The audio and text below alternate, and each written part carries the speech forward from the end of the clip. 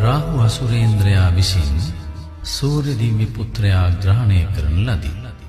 මේ පුවත සූර්ය දිව්‍ය පුත්‍රයා විසින් බුදුරජාණන් වහන්සේට දන්වන ලදී. භාග්‍යවතුන් වහන්සේ ඔබ වහන්සේ සියලු ක්ලේශ සම්බාධයෙන් මිදුණාහ. එහෙත් මම රාහු අසුරේන්ද්‍රයාගේ ග්‍රහණයට හසුවී සිටිමි. මම ඔබ වහන්සේ සරණ යමි. මාව නිදහස් කළ මැනවි. බුදුරජාණන් වහන්සේ රාහු අසුරේන්ද්‍රයාට දැනුම් දීමෙන් පසුව සූර්ය දිව්‍ය පුත්‍රයා නිදහස් කරන ලදී. සූර්ය පිරිතේ ඇතුළත් වන්නේ එම ඓතිහාසික සිදුවීමයි. එහි සත්‍ය බලයෙන් ඔබට ශාන්තියක්ම වේවා. නමෝ තස්ස භගවතෝ අරහතෝ සම්මා සම්බුද්දස්ස. නමෝ තස්ස භගවතෝ අරහතෝ සම්මා සම්බුද්දස්ස. නමෝ තස්ස භගවතෝ අරහතෝ සම්මා සම්බුද්දස්ස.